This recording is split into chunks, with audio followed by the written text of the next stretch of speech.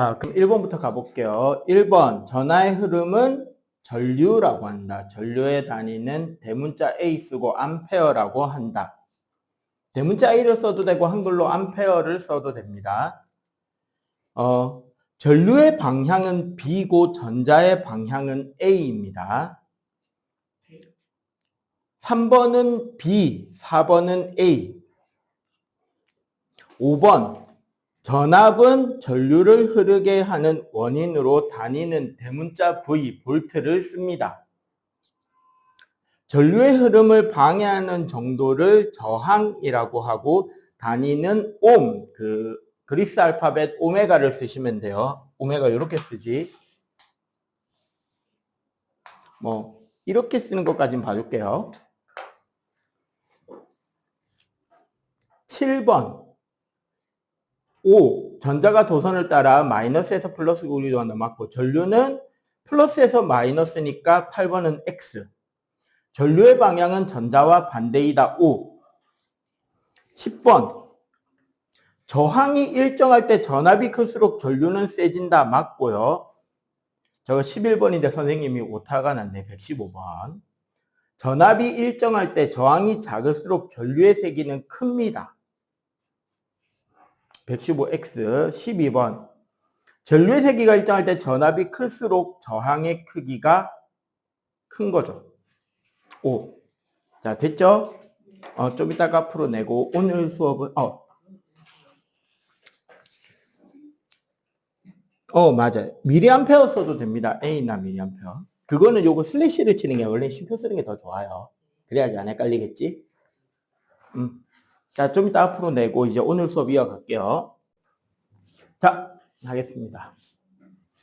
오늘 그 저항 연결 조금 더 하고 거기 4기장 넘어가는 거예요. 앞바닥. 요거 아직 요 부분은 좀 덜 했잖아.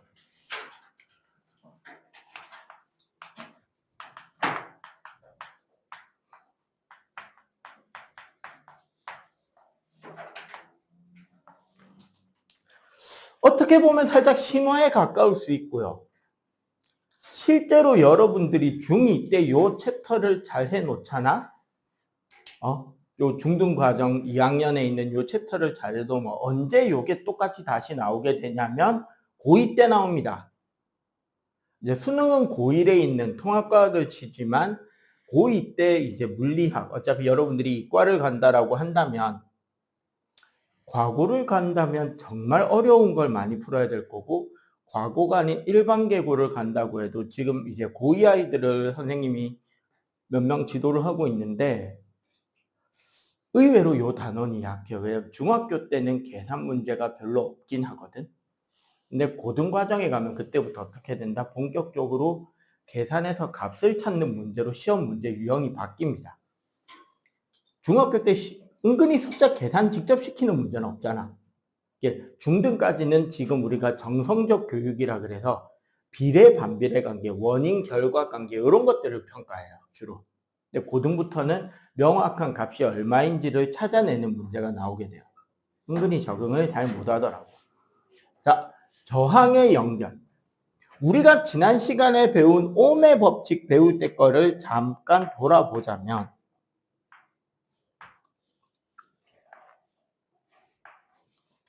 볼게요. 건전지, 우리 전압, V죠. 결국 우리가 전원장치, 전압, 얘는 전압이라고 하는, 전위라고 하는 전기적 위치 에너지에 대한 개념을 전자들이 가지는 에너지를 높여주는 것이 건전지라고 생각하시면 되고, 저항, R, 전하의 흐름을 방해하면서 그 전하들이 가지고 온 에너지를 사용합니다. 보통 저항에서는 그 과정에서 충돌이 일어나고 열이 발생하고, 열 에너지로 에너지가 바뀌었다는 소리는 전하가 가지고 있던 에너지가 낮아진다는 소리죠. 그때 얼마만큼 낮아지더라? 전류와 저항의 곱만큼 낮아지더라. 그래서 어떻게 됐다? V-I 곱하기 R이 올라왔다 내려갔다 했을 때 같아져야 된다. 즉 0이어야 된다.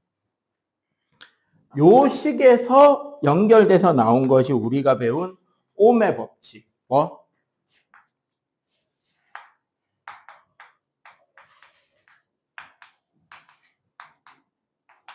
V는 I 곱하기 R, I는 R분의 V, R은 I분의 V라고 하는 옴의 법칙이 되고요.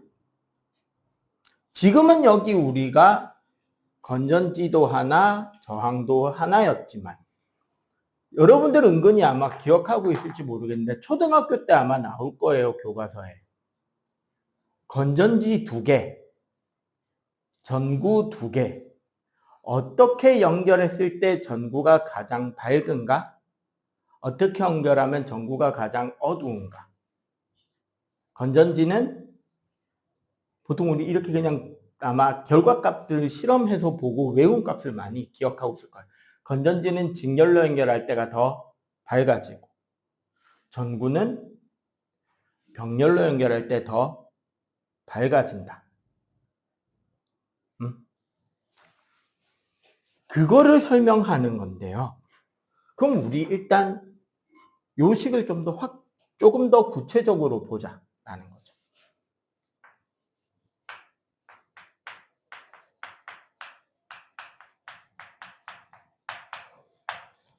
자, 저항을 직렬로 연결합니다. 직렬이라는 말은 그냥 한 줄로 연결한다는 소리잖아. 그럼 우리는 각각의 저항을 R1과 R2라고 하고 이때 흐르는 전류를 I라고 하고 전압은 여전히 V죠. 자, 그러면 봐봐. 결국 여기서 V만큼 전압이 올라가잖아. 맞지? 그리고 여기에 흐르는 전류의 양은 I죠. 여기도 흐르는 전류의 양은 I다. 그죠? 우리 지난 시간에 전류는 직렬을 흘러갈 때 전하 자체가 소비되는 것은 아니기 때문에 지나가는 전하량은 변한다, 변하지 않는다? 변하지 않는다. 그리고 전하는 도선에 꽉 채워진 채 밀려가는 형태의 느낌이기 때문에 같은 시간에 같은 전하량이 적어도 직렬의 경로에서는 똑같이 흐른다라고 했잖아. 그러면 봐봐. 여기에서 떨어지는 전압은 IR1만큼 마이너스가 되는 거잖아. 맞죠? 여기서 떨어지는 전압은 마이너스 IR2만큼 떨어지겠죠. 결국 무슨 소리냐면, 자, 요 R2를 겪고 나온 여기의 전압의 크기, 그리고 건전지를 지나서 플러스된 전압의 크기를 본다. 건전지에서 플러스된 전압, 즉 올라간 에너지만큼이 저항 2개에서 떨어진 에너지만큼과 같아지게 된다는 소리잖아. 그지? 그러면 식이 어떻게 될까요? 플러스 V 마이너스 IR1 마이너스 IR2가 0이 되겠지. 계산적으로 본다면 그죠? 그러면 이 식을 정리하면 V는 I의 R1 플러스 R2가 될 거고, 그지? 응? 우리 아까 뭐라 그랬죠? 옴의 법칙에서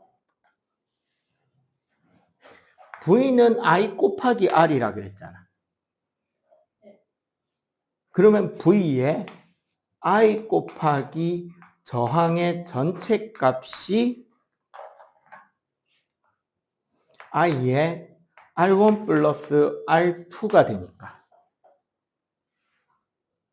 뭐를 할 수 있다? 전류의 양을 약분할 수 있죠. 그래서 나온 결과값이 뭐다?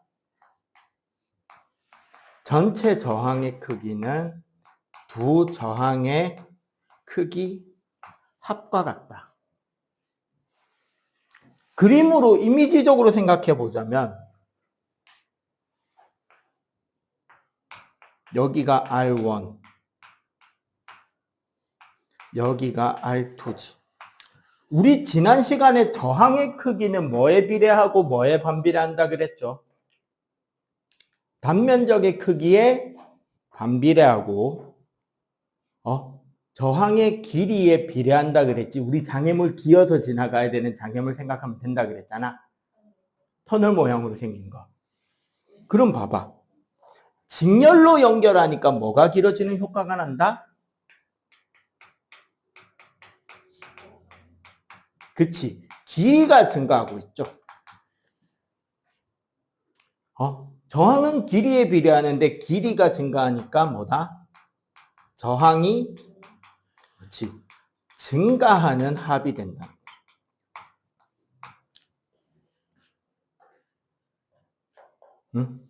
그래서 요렇게 전체 저항의 크기는 두 저항 크기의 합과 같다. 그러면 직렬 회로를 실제로 숫자를 넣고 한번 써볼게요. 어떤 식의 풀이가 가능한지 가르쳐 줄게. 좋아. 1부터 10까지 아무 자연수 하나. 1 말고 아무 자연수 하나. 1하고 7.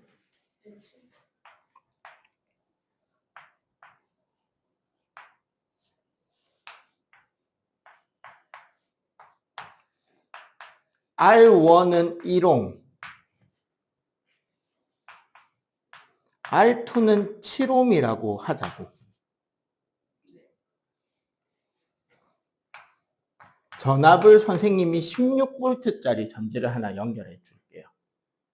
자, 원래 이런 문제일 때 각 저항에는, 즉 전체 전류는 얼마나 흐르는지, 그리고 각 저항에서 걸리는 전압. 여기서 각 저항에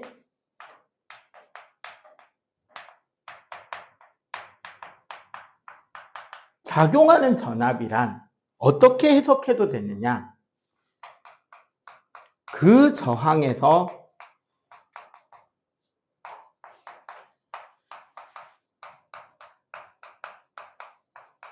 내려오는, 낮아지는 전압이라고 해석해도 된다는 거예요. 그러면 원래 이 직렬 문제는 어떻게 푸느냐 하면, 자, 선생님 푸는 거 따라와 보시면 돼요. 전압 걸려있지? 여기에 그냥 순서대로 I, R을 요렇게 줬고, 얘네들은 회로 전체의 값이라고 표시해 주는 거야. 그러면 여기도 똑같이 요렇게 묶고, I1, 여기도 I2, V1, V2 묶어주면 돼요. 자, 직렬의 저항이잖아요. 전체 저항이니까 어떻게 구해라? 두 저항의 크기를 더하면 되지. 1옴, 7옴 더하면 얼마? 8옴이죠. 그럼 잘 봐봐. 이렇게 쓰는 순서가 왜 이렇게 썼는지 볼 수 있어요. I는 뭐분의 뭐다? R분의 VC. 그럼 몇 암페어다? 2암페어죠. 자, 직렬에서 전류는 각 부분 전류의 크기와 같다 그랬죠. 지난 시간에. 그지? 이거는 내가 그 표는 좀 기억을 해야 된다 그랬잖아. 즉 여기가 2A라는 말은 여기도 몇 암페어다? 여기도 2A. 그러면 V는 IR이잖아. 맞지? V는 IR이잖아요. 그러면 V1은 1은 2V죠. V는 IR이잖아. I 곱하기 R이잖아. 2 곱하기 1은 2 단위 볼트. 그럼 V2는 27, 14V지. 우리 직렬에서 전압은 뭐라 그랬는데요? V1 더하기 V2라 그랬잖아. 자, 확인 작업인 거예요. 2V 더하기 14V는 16V 맞죠? 회로 전체에서도 ohm의 법칙의 이상이 없고 각 저항별로도 ohm의 법칙의 이상이 없으면 검산까지 끝난 작업이 되는 거예요. 되게 그냥 간단하게 정리가 되는 편입니다. 중등에서 숫자를 직접 넣는 거는 잘 안 나오긴 하는데 올해부터는 좀 나올지도 모르겠어요. 특히 이제 넌 2학기에 시험, 여기가 시험 범위가 된단 말이지. 2학기 중간 아니면 기말에 칠 거예요. 심지어 저기 어디지? 이사벨인가 이거 이번에 중간에 치던데. 네? 미치겠다 선생님. 선생님 저 친구 딸내미가 지금 이사벨인데 이거 이번에 친다고 어디 같이 집어넣고 수업할 데 없냐 그러는데 없다 그랬지. 걱정이 택해가지고 자료만 좀 챙겨줬는데 자 일단 요거 빨리 필기를 좀 해보십시다. 자 이번에는 병렬 연결입니다.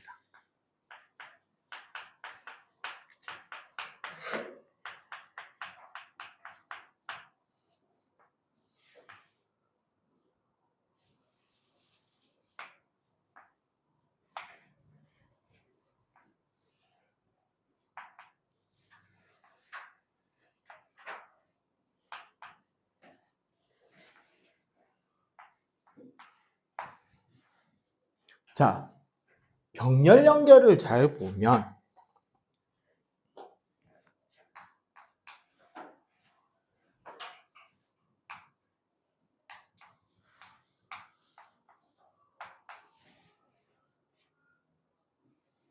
자, 요거 한번 잘 봐봐.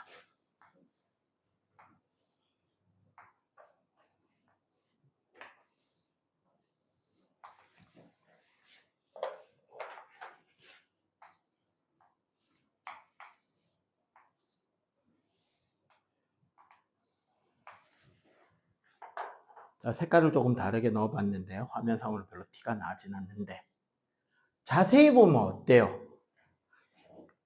건전지 양쪽의 전압의 차이가 각 저항 양쪽의 전압의 차이와 어떻다? 똑같죠? 그래서 우리는 지난 시간에 병렬에서는 어떻다 그랬다? V는 전부 다 일정하다 그랬죠. 그리고 전류는 어떻게? 여기서 들어가는 전류가 I이고 여기로 가는 게 I1 여기서 여기로 가는 게 I2라고 한다면 결국 전류는 어떻게 된다? 각 부분 전류의 합이 전체의 전류가 된다는 것을 알고 있죠. 응? 그럼 이 경우는 이렇게 봐도 되겠네. 자, 여기에 V가 걸린다는 말은 여기서도 V, 여기서도 똑같은 V만 걸린다는 거잖아. V는 V1이고 V는 V2니까, 그지? 그러면 V는 R1분의 I1, V는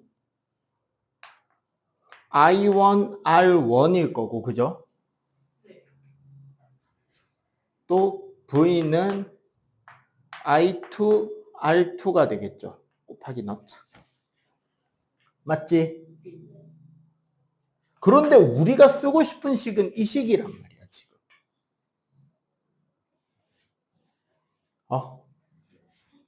그러면 어떻게 해야 돼?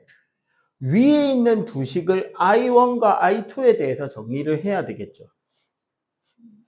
그러면은 I1은 R1분의 V가 되고 I2는 R2분의 V가 되겠지. 응? 그런데 어떻다?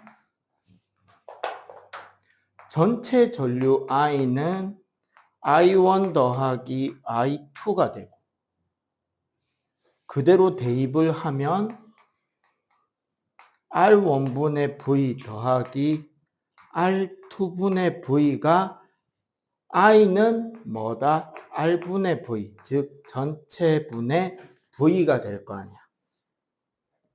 맞죠? 응? 그래서 여기에 분자인 전압을 모두 약분해 주게 되면 결국 어떻게 된다? 전체 저항의 역수는 각 저항 역수의 합이 되는 거고. 그지?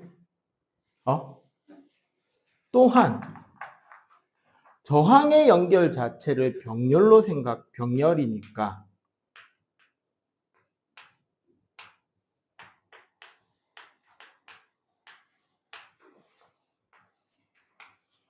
이렇게 연결되는 구조인 거잖아. 연결 구조를 생각해 보면. 결국 뭐가 커지고 있다, 여기서는?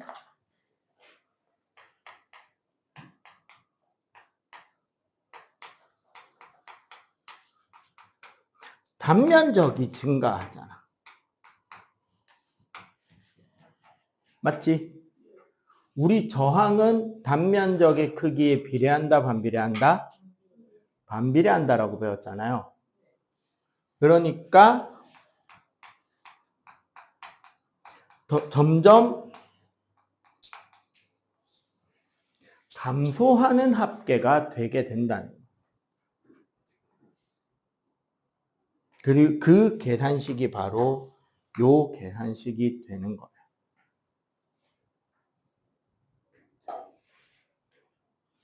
대신에 요거 한 가지는 우리가 좀 기억을 해주면 좋을게요.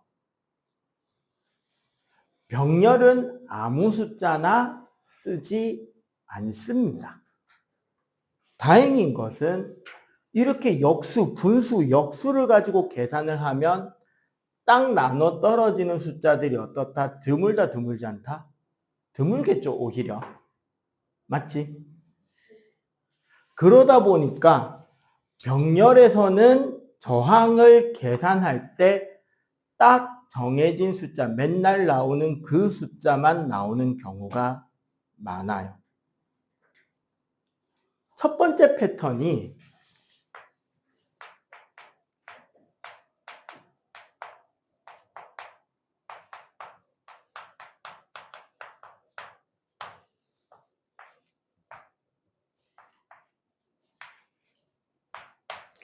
둘 다 저항의 크기가 같은 거야. 두 개의 저항 크기가 똑같은 경우가 나와요. 이때의 총 저항은 어떻게 되느냐? 그럼 봐봐. 전체 저항은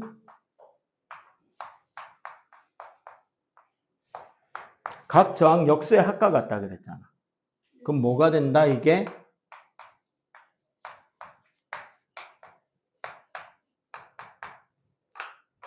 따라서 R은 저항 두 개가 똑같은 크기가 병렬 연결되면 이 두 저항을 하나의 저항으로 본다면 저항 크기가 얼마가 된다? 반으로 줄어듭니다. 그러니까 무슨 소리다? 2옴, 2옴이면 합성 저항이 1옴짜리 하나랑 똑같아진다는 거예요. 4옴, 4옴이면 2옴, 6옴, 6옴이면 3옴이 되겠지. 1옴, 1옴이면 0.5옴이 되고. 딱 나오는 숫자 패턴은 요거 하나랑 두 번째가 뭐냐면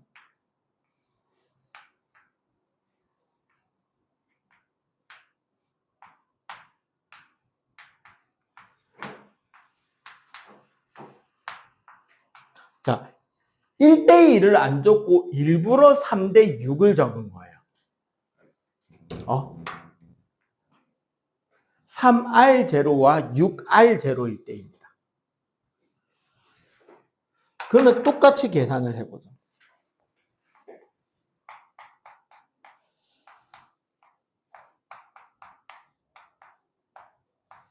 이렇게 될 거 아니야? 그럼 분모를 통분하면 이렇게 되겠지.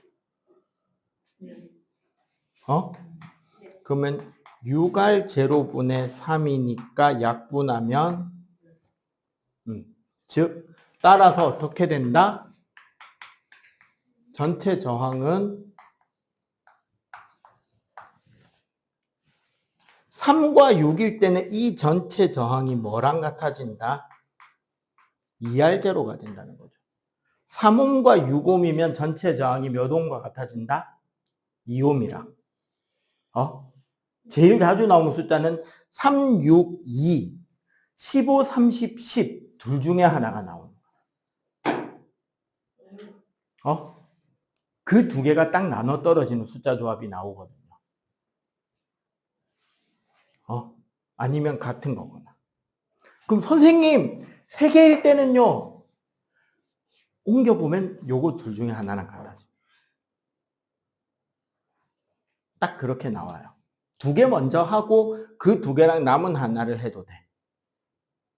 그럼 숫자를 한번 넣어 볼게요. 어떻게? R1에 3옴. 실제로 숫자 놓고 직접 계산하기. R2에 6옴. 전압 12V.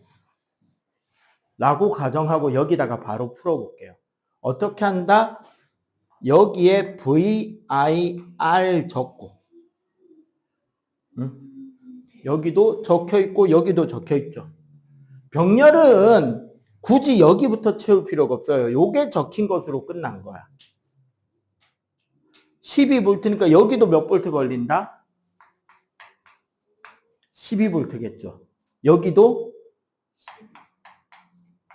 12V겠지? 그럼 봐봐. I1은 3분의 10이니까 몇 암페어? 3분의 12. 4암페어잖아. 맞지? 여기는 6분의 12. 몇 암페어? 그러면 전체 저항은 몇 암페어? 6암페어겠죠. 더해야 되니까. 그럼 여기가 6암페어가 되면 R은 I분의 V니까 몇 옴? 2옴. 확인해 볼까? 3, 6, 2. 3, 6, 2. 다 맞잖아. 여기도 옴의 법칙 적용, 옴의 법칙 적용, 옴의 법칙 적용. 그래서 옴의 법칙이란 V, I, R의 관계식입니다. 법칙이니까 무조건 적용이 되는 값이라고 생각하셔도 돼요. 자, 일단 요거까지 필기.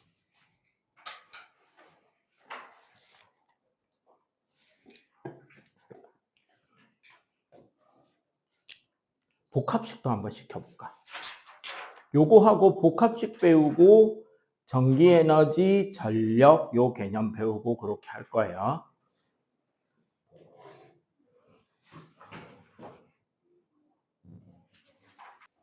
봅시다. 일단 요거는 가볍게 한번 보기만 좀 하자고요. 그러면 회로가 복합일 때는 어떻게 할 거냐? 네, 지금 현재 중등에서 안 다루는 범위이긴 합니다. 회로가 직렬, 병렬이 섞여 있는 경우 계산하는 거.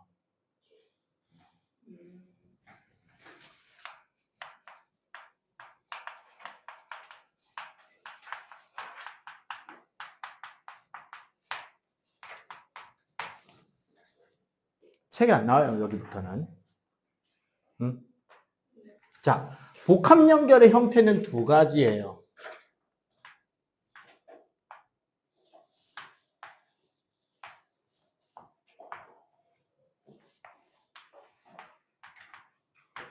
요런 형태.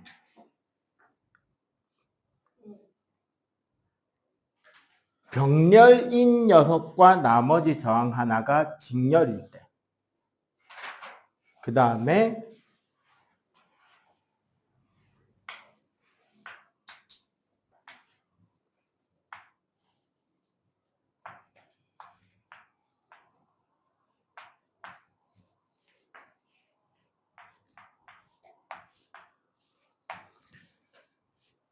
병렬 속에 직렬이 있습니다.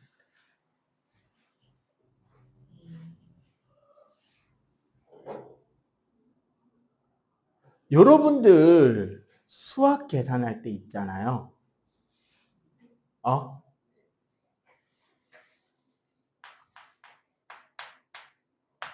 요렇게 돼 있으면 뭐부터 계산하죠? 왜 곱하기부터 계산해요? 이거 저희 누구냐? 그 요새 가끔씩 방송에 나오는 그 유명한 수학 선생님 있잖아요. 정승재. 그 양반이 가르쳐 주던데.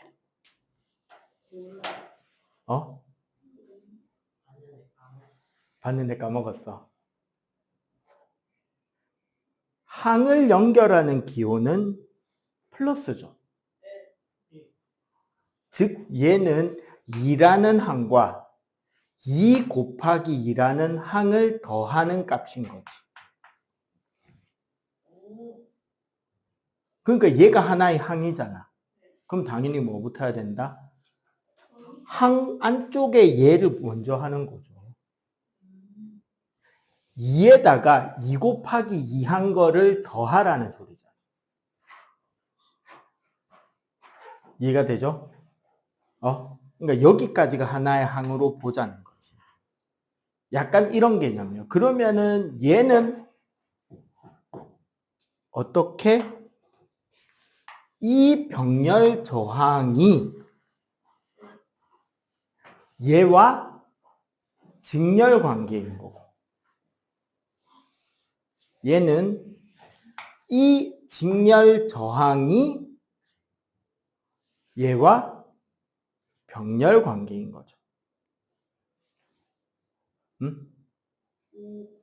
그래서 이렇게 계산을 해볼까요?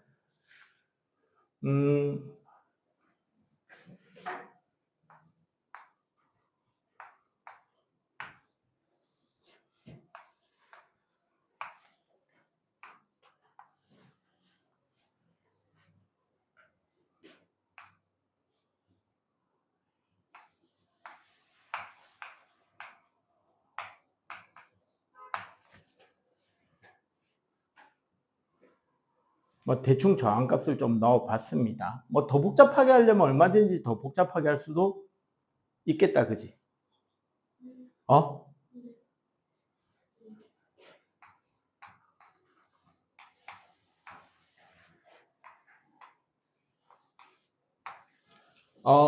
기본적으로 이렇게 보면 돼요. 얘는 병렬 회로인 거예요, 기본은. 얘는 기본이 무슨 회로다? 직렬 회로인 거지. 그래서 얘는 직렬 회로처럼 풀어야 되는 문제고 얘는 병렬 회로처럼 풀어야 되는 문제인 거예요. 일단 얘부터 풀어볼게요.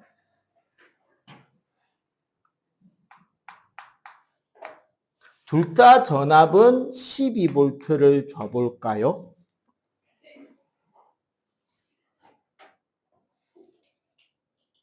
자, 얘는 직렬 회로니까 어디부터 찾아야 된다? 전체 저항부터 찾는 게 핵심인 거야. 근데 우리 아까 전에 방금 풀었던 문제죠. 3옴과 6옴일 때는 전체 저항이 몇 옴이다? 2옴짜리랑 같다라 그랬지. 맞죠? 그러면 이 회로의 전체 저항은 몇 옴이다? 4옴인 거야. 그러면 전류가 얼마가 되죠? 4옴분의 12V니까 그치 3A가 되겠고 맞지? 그러면 적어도 여기까지는 몇 암페어가 흐른다? 3A가 흐르죠. 그지? 그러면 여기가 몇 볼트가 되죠?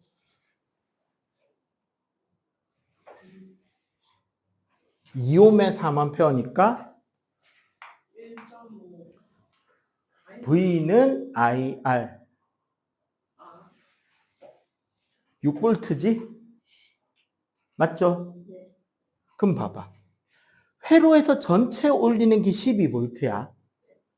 여기서 여기까지 갈 때 6V가 이미 내려왔어요. 그러면 이제 여기서 여기까지 몇 볼트가 걸린다? 그치. 그럼 여기도 6V, 여기도 6V겠죠. 왜? 병렬이니까. 병렬은 전압이 어때야 되니까? 같아야 되니까. 맞죠? 그러면 여기 몇 암페어 흘러가죠? 3분의 6, 2암페어. 여기는 6분의 6, 1암페어. 확인 작업. 요거 두 개 더했더니 몇 암페어 나왔다? 3암페어 나왔다. 맞지? 하고 맨 마지막 검사. 자, 얘 오음의 법칙 아무 이상 없죠? 여기도 오음의 법칙 이상 있어요, 없어요? 없지? 여기도 오음의 법칙 이상 있어요, 없어요? 여기 저 회로 전체도 이상 있어요, 없어요? 없죠. 그럼 얘는 계산이 잘 된 거예요. 얘는 그냥 병렬이에요. 병렬이니까 여기는 그냥 12V 주면 돼. 맞지? 그럼 여기 몇 암페어 흐른다? 4암페어겠죠. 그리고 봐봐. 요거. 여기만 놓으면 이제 2옴, 4옴 직렬회로 하나짜리인 거야. 얘는 병렬로 계산했으니까 얘는 지금은 관심 안 가져도 돼. 없다고 해도 돼요. 뽑아도 돼. 얘가 빠진다고 얘가 변한다, 안 변한다? 안 변해. 병렬이니까. 그러면 요 둘의 저항은 2옴, 4옴이니까 몇 옴? 6옴이지. 여기에 몇 볼트가 걸린 거다, 지금? 병렬이니까 12볼트가 걸린 거잖아. 그럼 여기 몇 암페어가 흐를까? 그렇지, 2암페어가 흐르겠죠. 그럼 여기에 몇 암페어? 2암페어. 그럼 여기 몇 볼트? 4볼트. 여기 몇 암페어? 그럼 여기 몇 볼트? 8볼트. 자, 4볼트, 8볼트 더하면 아무 이상 없죠? 응? 그러면 자, 이제 여기 4볼트 전체 2A, 여기 위에 2암페어, 여기 4암페어잖아. 그러면 전체 전류는 여기 몇 암페어? 그럼 여기가 6암페어. 그러면 저항은 몇 옴? 2옴인데 확인해 보자. 3옴과 6옴의 병렬이니까 2옴이 맞잖아. 이렇게 맞춰지게 돼 있는 거예요. 차근차근 풀어간다면. 그게 사실 저 첫 번째 회로는 선생님이 원래는 저렇게 푸는 게 아니라 전혀 다른 방식을 아이들한테 보여줄 때 일종의 선생님이 쇼하는 문제용으로 많이 쓰던 그림이거든. 탐정놀이라고 생각하면 되게 재밌는 문제가 돼요, 저항은. 원래 저 첫 번째 저거 저항을 어떻게 썼었냐면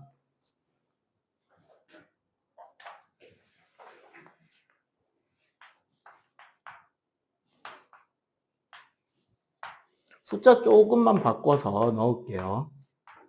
얘가 5옴, 얘가 3옴, 얘가 6옴, 얘가 몇 볼트인지 물어보는 거야. 근데 우리가 알고 있는 힌트는 딱 하나입니다. 여기에 1암페어가 흐른다예요. 그럼 요거 몇 볼트인지 구해지느냐? 구해집니다. 이것만.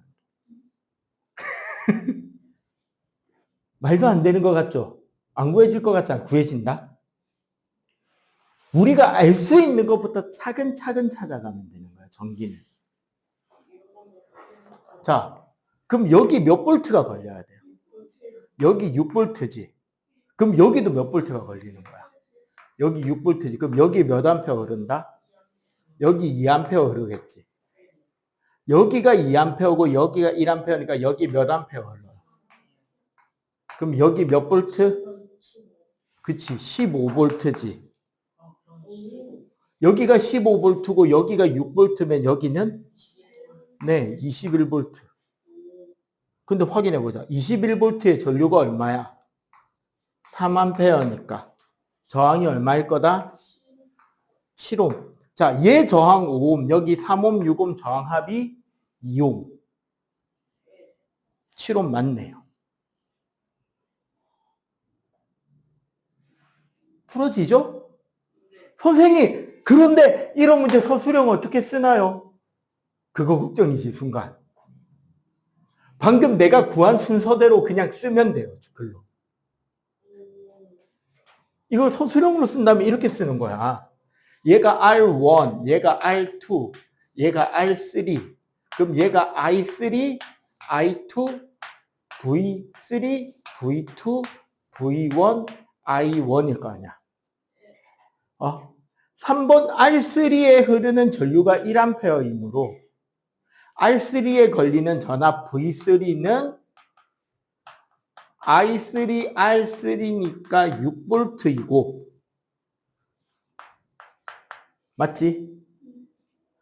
V2와 V3는 병렬이므로 크기가 같다. 따라서 I2는 R2분의 V2니까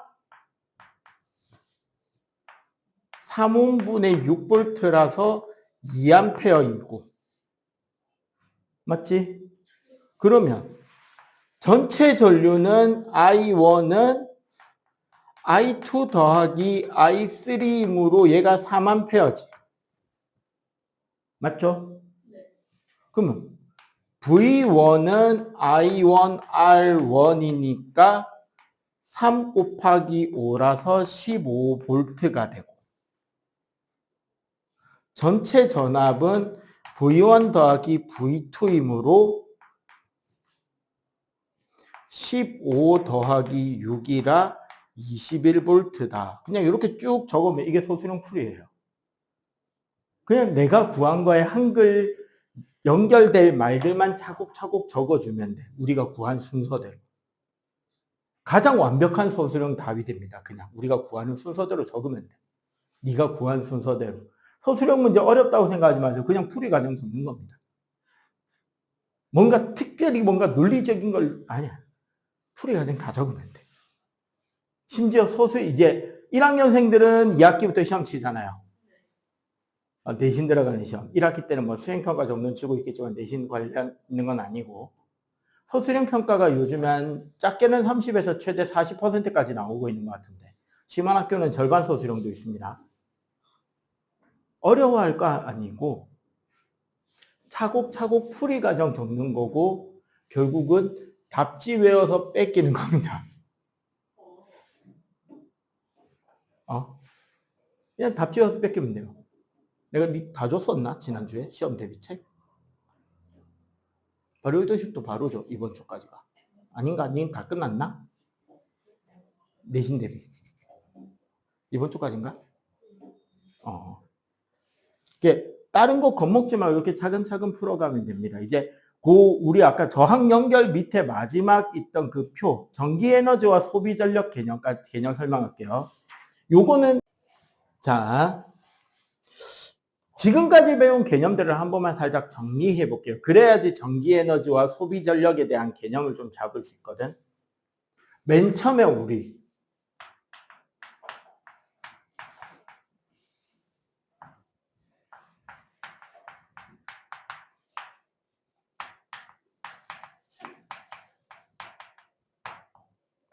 자, 전류 단위가 암페어였던 이 녀석은 그 정의가 시간분의 전하량이었어요. 그래서 뭐가 된다?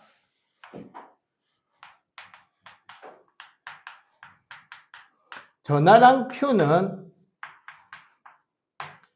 I 곱하기 T, 즉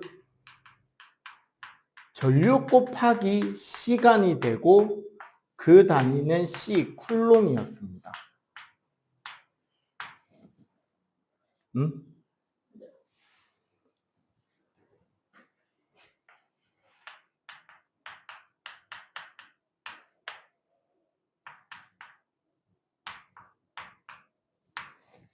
전압이란 Q분의 U.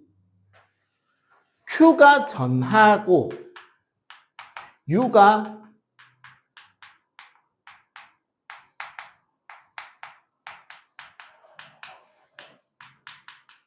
그 전하가 운반해주는 전기와 관련된 위치 에너지의 전체 값이에요. 거기 보면 전기 에너지 E라고 적혀 있는데 보통 E라고 쓰기도 하고 U라고 쓰기도 해요. 에너지 총값이라서 E를 쓰는데 별도로 U라고 쓰는 책도 있어서 이렇게 표현을 하는데, 그러면 요 공식에서 여기까지를 정리하면 무슨 공식이 된다? E, 즉 U의 값은 QV가 되고, 그지? 전압은 전하 하나하나가 운반하는 1쿨롱의 전하가 운반하는 전기에너지의 양이 볼트고, 총 흘러간 전하의 양을 곱하면 총 전기에너지의 양이 되겠지. 근데 Q는 뭐라 그랬다? IT라 그랬습니다. 그러니까 VIT, 즉 전기 에너지는 전압 곱하기 전류 곱하기 시간인데, 여기 시간은 초단위라는 거예요.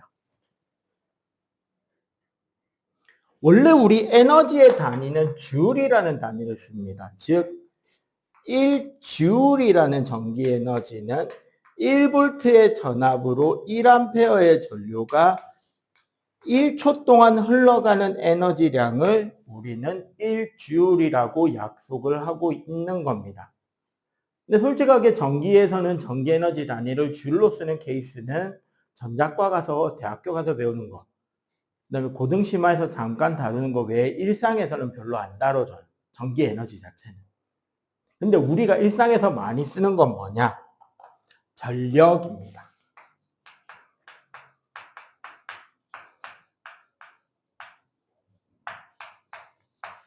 파워라는 뜻에서 기호는 P를 쓰고요. 전력의 단위는 대문자 W를 쓰고 와트라고 부릅니다. 영어 대문자가 단위일 때는 사람 이름이라 그랬죠? 여러분들이 알고 있는 와트라고 하는 사람이 누가 있을까요? 되게 이 사람은 선생님이 생각하기에 인류 역사상 가장 중요했던 5사람을 뽑으라고 그래도 그 5 안에 들어가요. 기술자, 과학자 다 합쳐서 5명만 딱 뽑자 그래도. 나는 심지어 3손가락 안에도 뽑습니다. 이 사람.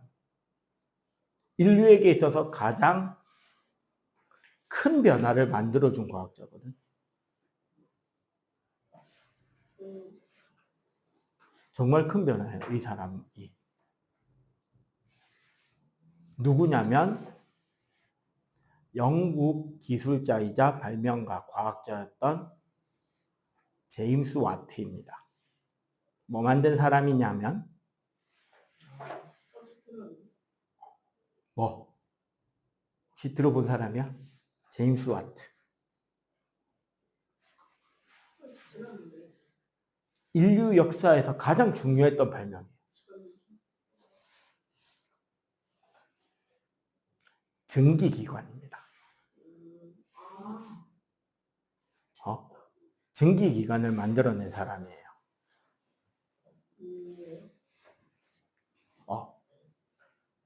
전력이란 설명하자면 그거죠.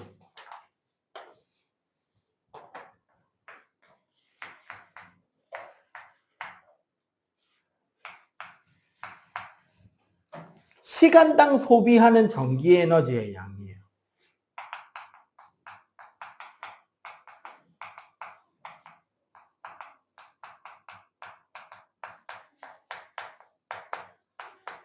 근데 여기 봐봐. 에너지를 소비한다라는 말은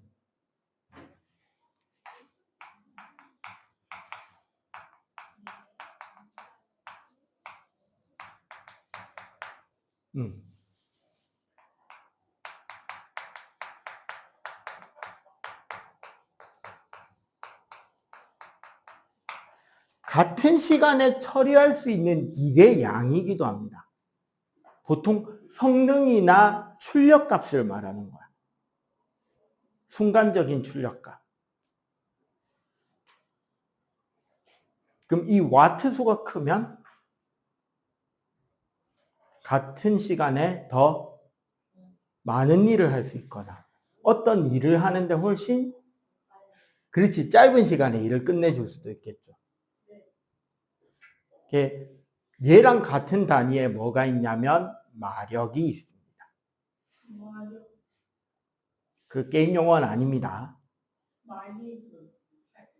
말 몇 마리만큼의 힘을 낼 수 있는 장치냐를 뜻하는 거예요.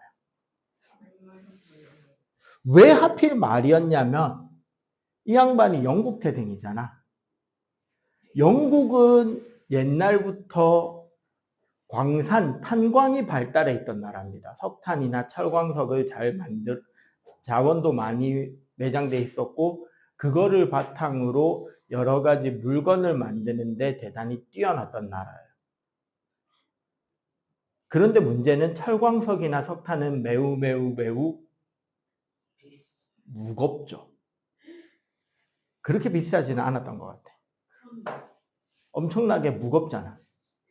그 무거운 것을 옮기기 위해서는 당연히 수레가 필요하고 그 수레를 밀고 다닐 소나 말이 필요하겠죠. 그 한국과 유럽의 차이는 우리나라는 논이나 밭을 갈 때 소를 썼잖아요. 유럽은 말을 썼습니다. 말에다가 쟁기를 달고 끌었어요. 그 말 종류가 우리가 알고 있는 그 승말, 발 빠르게 달리는 그런 말만 있는 게 아니라 덩치 진짜 산덩 어마어마하게 커다란 말이 빨리 달리지는 못하는데 터벅터벅 걸으면서 엄청 무거운 걸 끌고 다니는 그런 말도 있단 말이에요. 그리고 영국은 심지어 기차가 없던 그 시절에도 철도는 깔려 있었어. 그래서. 수리. 그치. 철길을 깔아놓고 철길에 화물차를 얹어놓고 그 화물차를 누가 끌고 다닌다? 말이 끌고 다닌다. 증기기관차를 만들었던 스티븐슨도 어린 시절 했던 일이 그거래요. 화물 마차를 끌고 다니는 조종수. 그 아이가 말을 데리고 이렇게 이제 짐을 옮겨 다니는 거야. 어른들은 전부 다 탄광에서 광석회는 더 힘든 일을 하고 있고. 제임스 와트는 증기의 힘으로 그런 똑같은 일을 반복해야 될 때, 그러니까 물을 퍼올릴 때도 탄광이나 광산 일을 하면 지하에 땅을 뚫고 들어가서 일을 해야 되잖아요. 제일 위험한 게 뭐냐면 물이 고이는 겁니다. 지하수가. 이슬이 떨어지고. 그러면 그게 붕괴가 일어나지 않게 하려면 물을 빨리빨리 퍼내야 되는 펌프를 돌려야 되잖아. 그 물을 퍼내는 펌프를 작동시킬 때도 말을 써야 됐고 다행히 바람이라도 불면 풍차라도 돌리는데 혹은 옆에 강이라도 흐르면 물레방아라도 돌리는데 그게 없는 데서는 말을 가지고 물을 퍼내야 됐던 거지. 물 퍼내는 기계 펌프도 누가 돌린다? 말이. 근데 문제는 말이 과연 싸냐 비싸냐를 말하면 소보다도 훨씬 더 비싼 게 말인 거예요. 그랬는데 증기의 힘으로 말 대신에 하루 종일 24시간 계속 돌려도 지치지 않는 기계 장치를 만들어낸 거예요. 게다가 그 당시 영국에서는 상대적으로 그렇게 비싸지 않았던 나무나 석탄을 먹이면 되는, 나무나 석탄 그리고 물을 계속 채워주면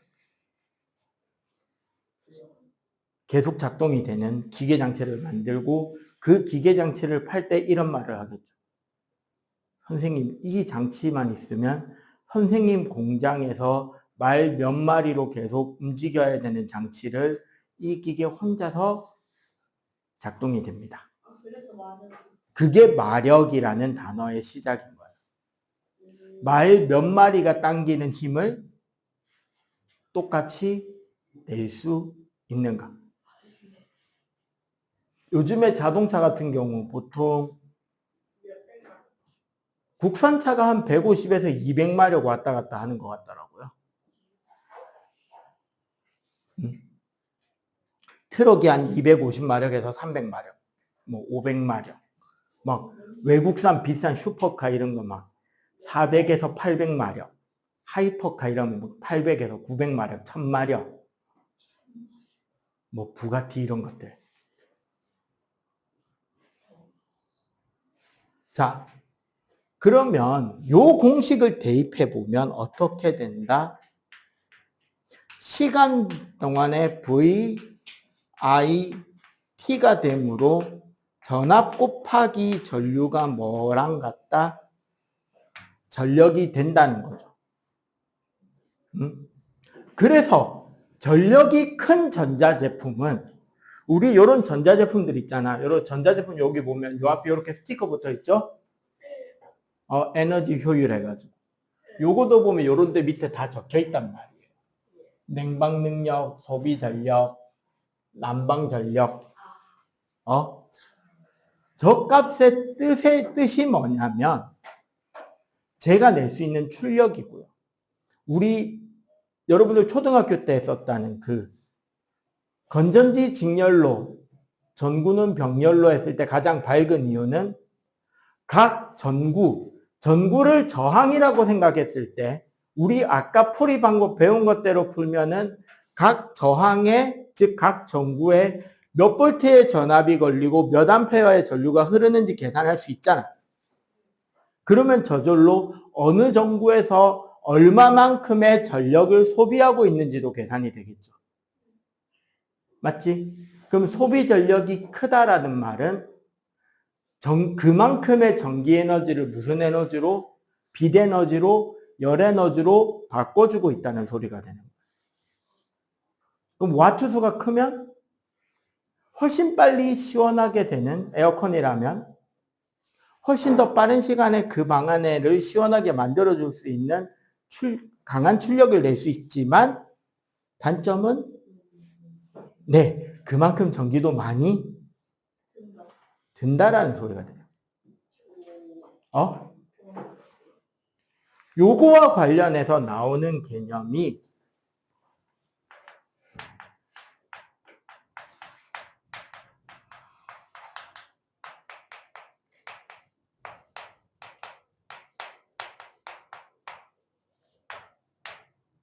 전격 전압 소비 전력이라는 개념입니다.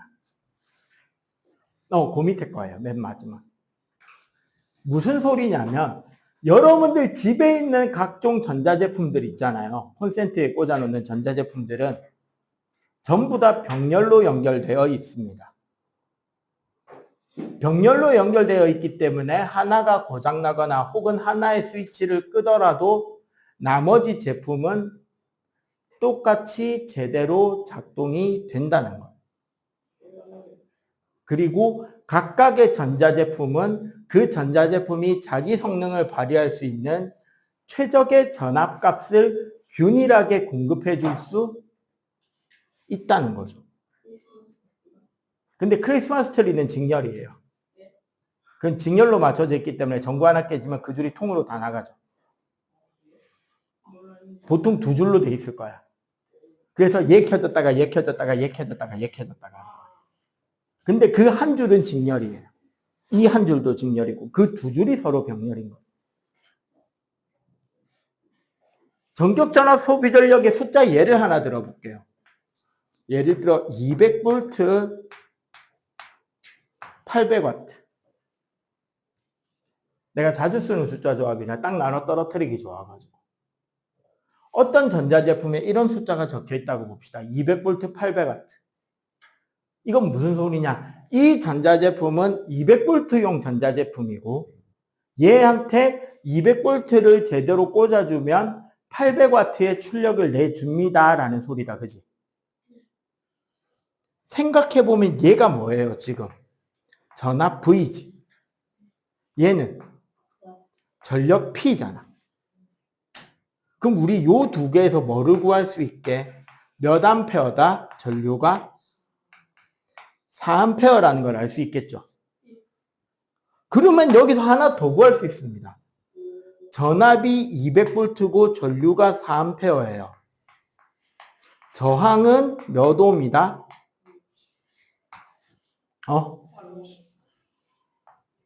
50옴인 거 알겠어?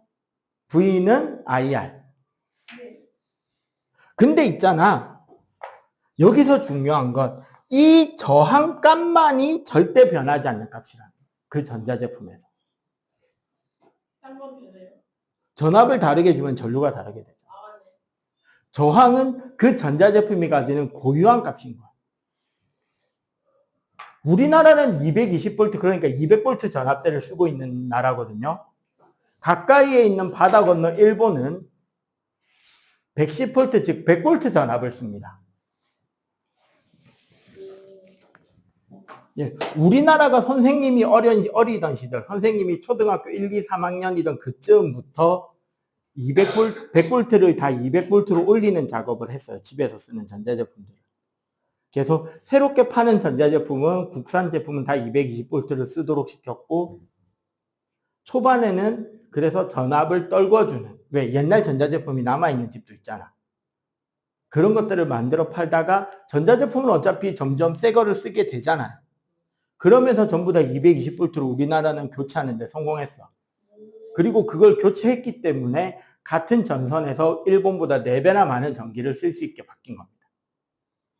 일본은 지진이나 홍수, 화산, 해일, 감전 이런 여러 가지 사고의 문제가 있기 때문에 좀 더 안전한 110V를 고집하고 있다가 가장 큰 문제가 이제 터지기 시작했죠. 요즘 집에는 전기를 잡아먹는 놈들이 되게 많다는 거예요.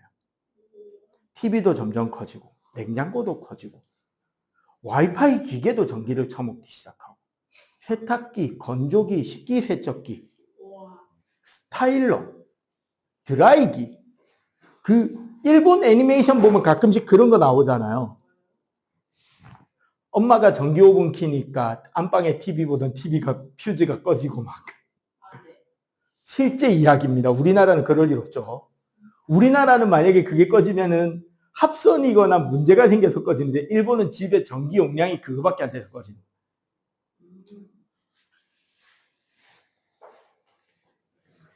왜 그런지 보여드릴까? 만약에 이 전자제품을 한국 걸 그대로 일본에 가서 100V에다가 꽂으면 2A만 흐르겠죠. 맞지? 그럼 출력이 몇 와트짜리가 돼요?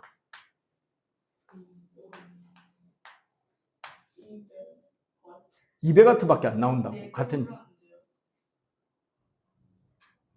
즉 우리나라 전자제품을 일본 거에다 꽂으면 에너지가 부족해서 작동이 제대로 된다 안 된다? 작동이 안 되겠죠. 그러면 그 반대로 일본 전자제품을 우리나라 거에 들고 와서 꽂으면 터지죠. 너무 잘 돼요 정도가 아닌 거야. 이 전자제품의 성능만 4배로 올라가는 게 아니에요. 그 전자제품을 사용할 때 나오는 열도 4배로 늘어나는 거예요.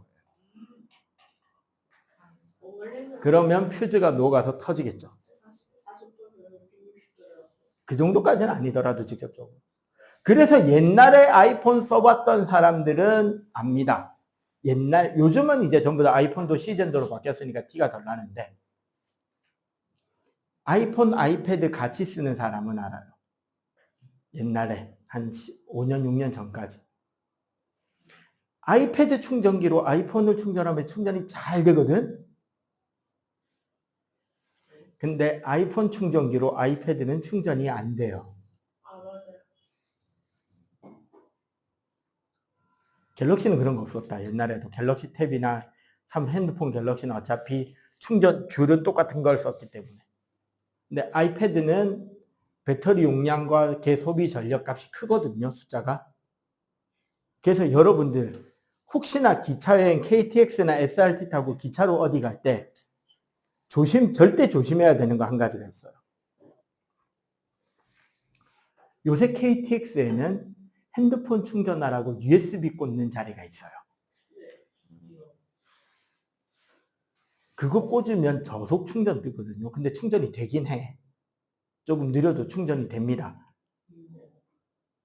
그리고 일부 시내버스도 보면 USB 충전할 수 있게 C단자 꽂는 자리가 있는 버스들도 있어요. 근데 있잖아, 거기에 외장 배터리 꽂으면 안 된다. 네, 전기를 뺏깁니다. 너희들이 꽂아놓은 외장 배터리 전기로 버스가 굴러가고 KTX가 굴러가는. 에너지 밀도가 외장 배터리 쪽이 더 높아요. USB는 유니버셜 시리얼 베이스 뭐 어쩌고저쩌던가 해가지고 시리얼 버스구나. 특정한 방향이 정해져 있지 않은 거예요. 그러니까 배터리랑 핸드폰이랑 꽂아놓으면 핸드폰이 충전되는 이유가 배터리 쪽 에너지가 높아서 그런 거거든. 그러니까 전기 퍼센테이지 충전량이 많아서가 아니라 그냥 걔가 내놓는 에너지 힘이 그리고 핸드폰 충전기 단자는 여기서 에너지가 나오지는 못하게 막아놓은 거란 말이에요. 방향을. 이게 받기만 돼 있는 건데 문제는 기차의 그 충전 단자는 양쪽 소통이 되도록 연결되어 있는 거예요, 사실. 그래서 외장 배터리 팩을 거기에다 꽂아 놓으면 내 배터리 팩의 전기가 어디로 간다? 버스나 기차로 들어갑니다. 그 외장 배터리 퍼센테이지가 줄어요. 내가 버스에 전기 주는 게 됩니다.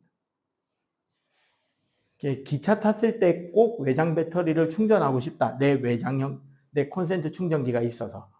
그러면 그 기차 종류마다 다른데 220V 콘센트 꽂는 자리가 있거든요. 그거 꽂아놓고 쓰면 충전이 돼요. 근데 그렇게 빠르지는 않을 건데 요거처럼 되는 거예요. 일본 거 들고 우리나라 오면 터지고 우리나라 거 들고 일본 거 가면 작동이 안 돼요. 옛날에 선생님이 어린 시절 90년대 80년대 이전에는 됐어요. 왜 우리나라도 110V 일본도 110V였으니까. 오케이? 그리고 여러분들 집 현관 밖에 보면 계량기가 있거든요. 그거 하나 마지막에.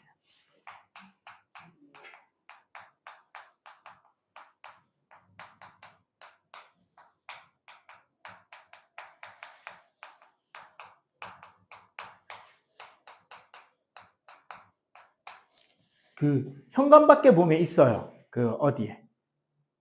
여러분들 집에 전기가 얼마나 사용되고 있는지에 대한 수치를 볼 수 있는 곳이 있습니다.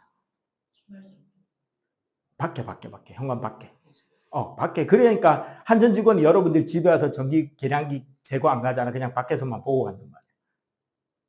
뭐 저기 계단실에 있거나 엘리베이터에 가는 쪽에 있거나 계단 쪽에 보통 많이 붙어 있어요. 계단복도 쪽에. 보면 요 천천히 돌아가는 판때기 하나랑 숫자가 쭉 적혀 있는 게 있어. 기호 W를 쓰고 단위로 WH, 와트시라는 걸 씁니다. P 곱하기 T인데 이때 T는 아워 단위, 시간 단위로 쓰고요. 한마디로 여러분들이 한 달 동안 집에서 전기를 얼마나 썼는지를 표시해 주는 기계 장치예요. 그러면은 예를 들어 이런 거지. 100W짜리 전구 5개를 2시간 쓰면 1000W가 되겠죠. 1000W시가 되겠지. 그런 식으로 집에 얼마나 전기를 썼는지 다 계산하면 우리 집 이번 달 전기요금은 얼마인지도 계산이 가능한 거죠. 옛날에는 그런 산소 문제도 냈는데 요즘은 좀 안 내고 있긴 합니다. 그런데 요 개념은 알아요. 요 와트시랑 여기 있는 전기 에너지랑 사실은 같은 단위긴 한데 3600배 차이 나겠죠. 얘는 시간이 초 단위였고 얘는 시간 단위가 시간 단위니까. 즉 1와트시가 3600줄이 됩니다. 근데 여러분들 집에 쓰는 전기 단위는 대부분 킬로와트시. 혹은 뭐 어떤 도시의 전기 소비량 같은 경우는 보통 메가와트시나 기가와트시를 쓰겠죠. 킬로의 1000배가 메가, 메가의 1000배가 기가. 이렇게 해서 계산을 하게 됩니다. 자, 여기 전기 회로까지 남은 부분 다 마저 풀어오시면 되겠습니다. 좋다. 자, 요거 마지막 필기하시면 되겠습니다. 끝.